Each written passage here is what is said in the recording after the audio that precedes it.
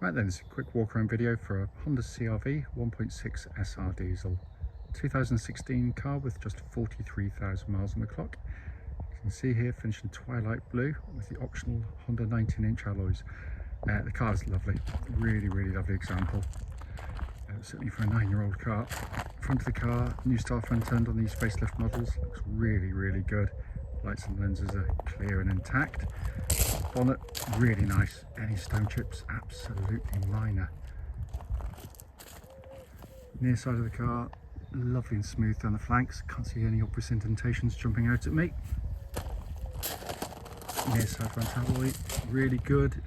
Any marks, absolutely minor.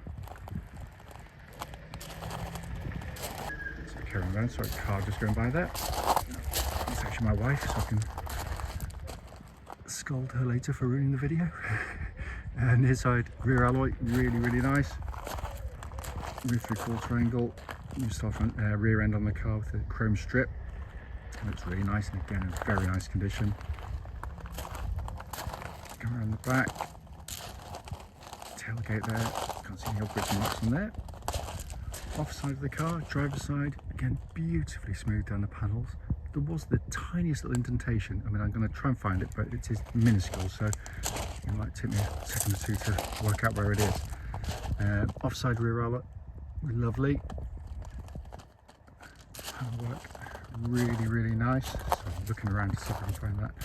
And then offside front alloy, really lovely on the car. Found it. It is the size of half the size of your little fingernail, but there it is. But that's the point of the video, to try and pick up anything. There will be minor marks on the car which the video doesn't pick up on, but in all honesty, for a 9-year-old car, it's in fantastic condition. It's coming to the back, absolutely enormous boot. Nice to see this one's been fitted with the load liner, and it's been kept really nicely. It's coming to the back, wide opening rear doors, absolutely enormous amounts of leg room, and the front seats there are set for me. I'm 6 foot tall, so I'm not trying to cheat. Half leather Alcantara interior, and this is where the kids sit, often heavily used. And yet this one's been treated very gently.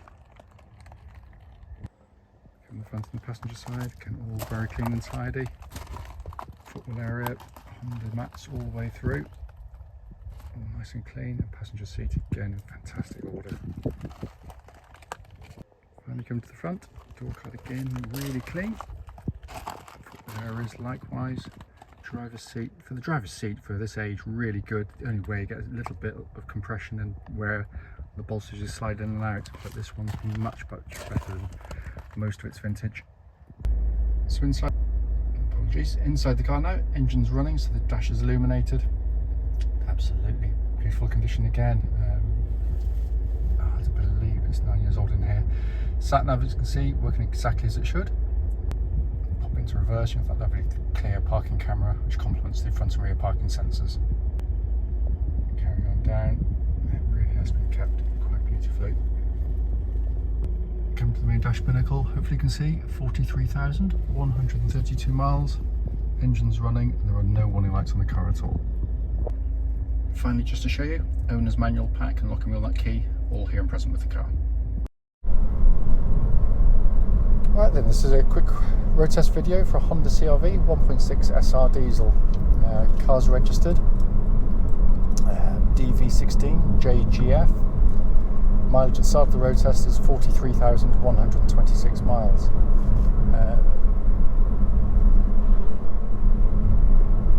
The reason we do these videos very simply is just to show the car operating.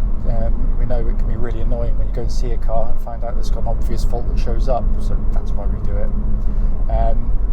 Coming to the car, been very well maintained, and it feels it straight away. It's a very tight car on the road.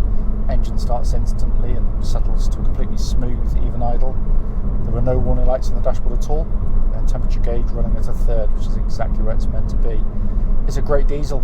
Tough, strong, reliable, cam chain driven, economical, quiet, refined, all the superlatives you can throw at it. But it really is. It's a brilliant unit. Clutch in the car, spot on. Bike point's exactly where it's meant to be. It's nice and smooth. Gearbox, a classic Honda gearbox. Positioning the gear levers lovely into the dash there, because it means when you change gear, so natural movement of your arm. Short and shift, lovely and slick in operation. It's just exactly how a gearbox should be done, and that feels exactly as it would have done when it was new, by the way, so all in good order. Moving on to the steering and chassis, first of all, noticeable by its absence is any sort of clonks or rattles, even over this really horrible pitted section of road. Steering, track's dead straight, there's no vibrations at this speed or any speed up to the legal limit. If you hear any pinging, by the way, it's got one of those sort of speed alarms going on at 30 and 50 miles an hour. It's been preset, but I will disengage it. You can reset it if you want to.